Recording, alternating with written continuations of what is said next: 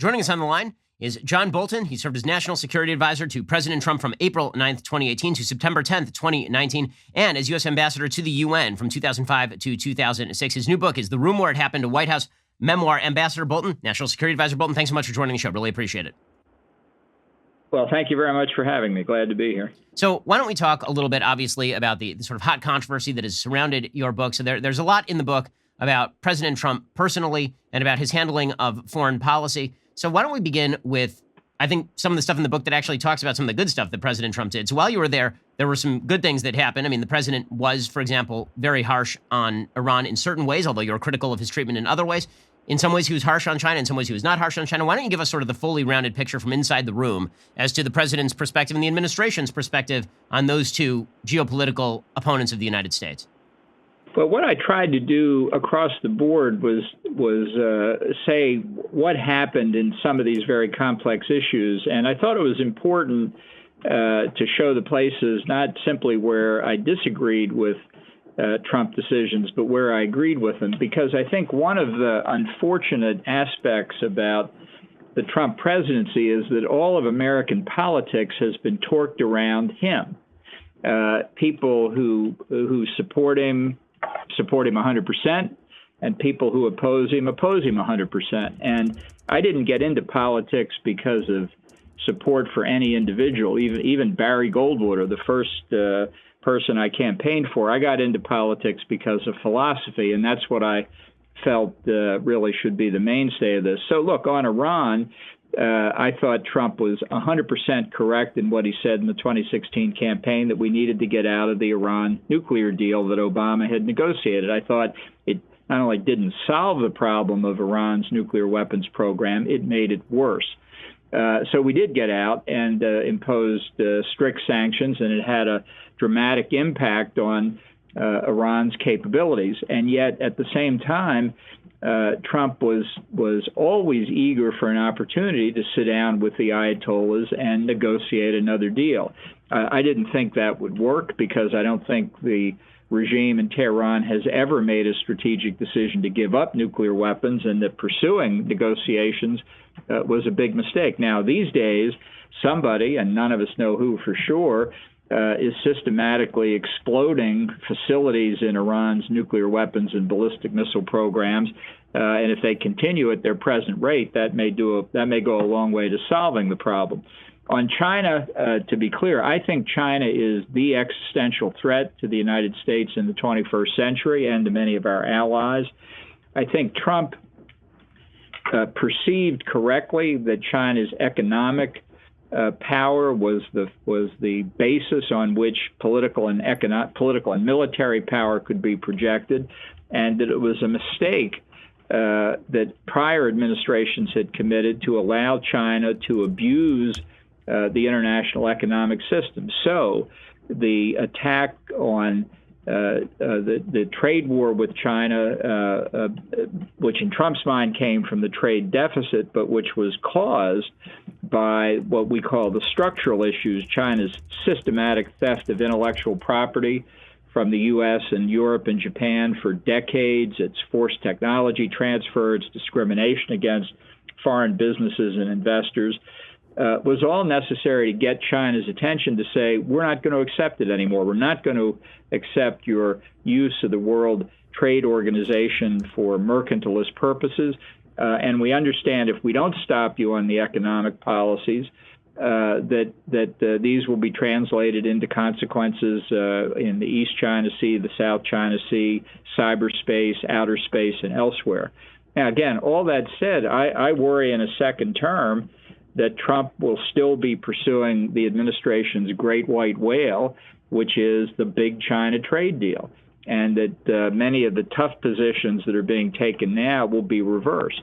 So, Ambassador Bolton, let's talk for a second about that, because it seems like a lot of the policies as implemented actually kind of went the way that you wanted them to go, meaning that President Trump has been, as you say, in terms of policy, fairly hawkish on China, on Iran. Obviously, he pulled out of the Iran nuclear deal. It seems that he has a personal tendency that is pretty obvious to third-party observers to try and reach out personally to people. He believes, almost like FDR did, in a sort of bizarre personal diplomacy, where if he is friendly with somebody, then magically this will change the nature of the deal that is to be struck. FDR famously thought this about Stalin and ended up being played by Stalin. Trump obviously thinks this about Kim Jong-un, for example, and that hasn't worked out to anybody's benefit.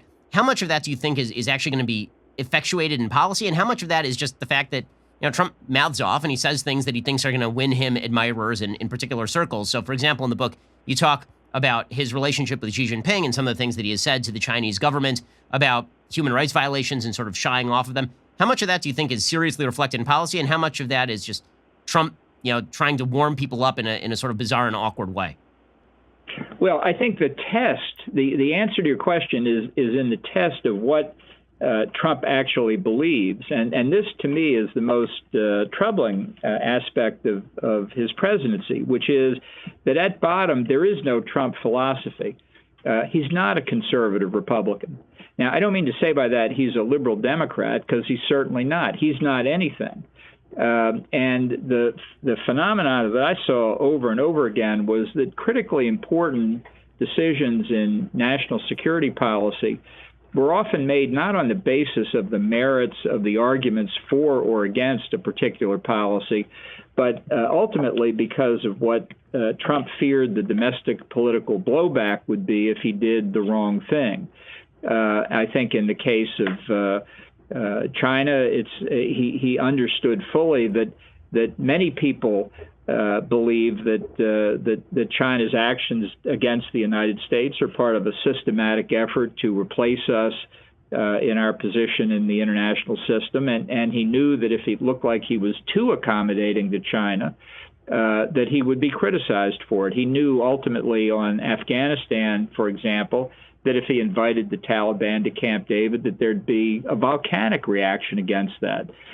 But what happens in a second Trump term if you don't have a fundamental philosophy to ground yourself in, and you're reacting to political pressure?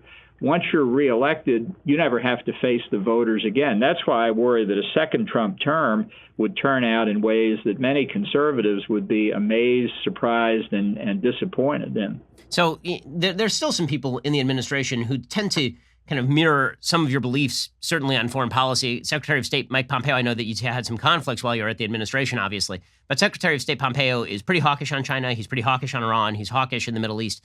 I know that obviously Jared Kushner, when it comes to Middle Eastern policy, is extraordinarily pro-Israel.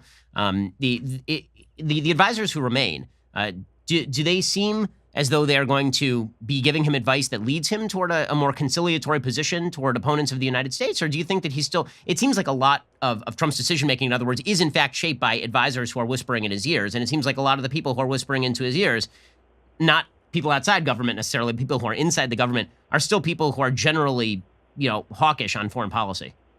Well, certainly some of them are. There's no doubt about it. I'd add Mark Esper, the Secretary of Defense. Yep. I think I've known him for many years. He's a solid conservative. Vice President Pence. But there are plenty Mike Pence, for sure, who has done a lot of his best work, and I say this in the book, behind the scenes in ways that probably no one will ever fully appreciate. But there are plenty of other people inside the administration who argue exactly the contrary. Steve Mnuchin, for example, who is known to Republicans on the Hill as Shanghai Steve, is very lenient in his attitude toward China. And I would not underestimate the impact of people outside the administration, some members of Congress, others that the president talks to, who don't understand the slightest thing about some of these issues, but nonetheless have strong opinions on them. So I come back to ultimately the buck does stop on the Resolute desk in the Oval Office, and that's why you have to ask yourself, what's the president's basic philosophy? And he doesn't have one. If he doesn't have one, that's a problem. So, Ambassador Bolton, you famously suggested, as the book rolled out, that you won't be voting for President Trump in 2020, and that you might vote third party. So let's talk about Joe Biden, because that is the choice for many Americans, is not to vote third party. It's, do you vote for Trump to stop Joe Biden, or do you vote for Joe Biden to stop Trump? What do you make of Joe Biden? Because as much as you disagree with President Trump's lack of sort of centralizing philosophy, Joe Biden has been wrong on every foreign policy issue of the last 4 decades, essentially. Sure, that's correct. And look, I've known him for a long time, not only in his capacity on the Senate Foreign Relations Committee, but in the Senate Judiciary Committee when he chaired the hearings that sank the nomination of my former law professor, Bob Bork, in one of the most unfair displays of senatorial action in American history. This is a very unhappy election for me. Neither one of these candidates really reflects the philosophy I think will be Reagan-esque and provide for an America that prevails and in a peaceful way through a strong position. So that's one reason I'm not going to vote for Biden. I agree with you completely because at best, his policies will be another 4 years of the Obama administration. I'm not actually going to vote for a third party because I don't think there are any I'm going to write in somebody whose name is yet to be determined because I don't see either of the candidates being ones that I can support in good conscience. Are you afraid that if Joe Biden were to be elected president, that he'd end up rolling back some of the policies you yourself were instrumental in promoting? And here I speak not just about the movement of the embassy to Jerusalem in Israel, but the reinculcation of an Iran deal, the pursuit of a softer position on China. Well, I think it's certainly a risk, and it's one reason why my advice to conservatives across the board is that it's absolutely critical that we preserve the Senate majority that Republicans now hold. If we lose that, I think this would be catastrophic for the United States.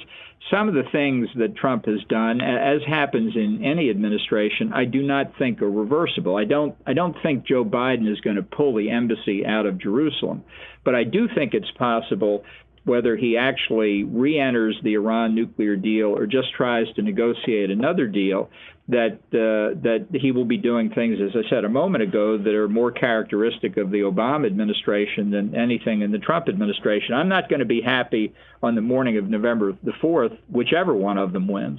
Ambassador John Bolton, his book is The Room Where It Happened, a White House memoir. It's definitely an informative look inside how the sausage was made inside the White House. Ambassador Bolton, honest man, I appreciate your time, sir. Well, thank you very much for having me. I appreciate it. I hope you enjoyed that clip from The Ben Shapiro Show. If you did, go ahead and hit the subscribe button so you stay up to date on all of our future content.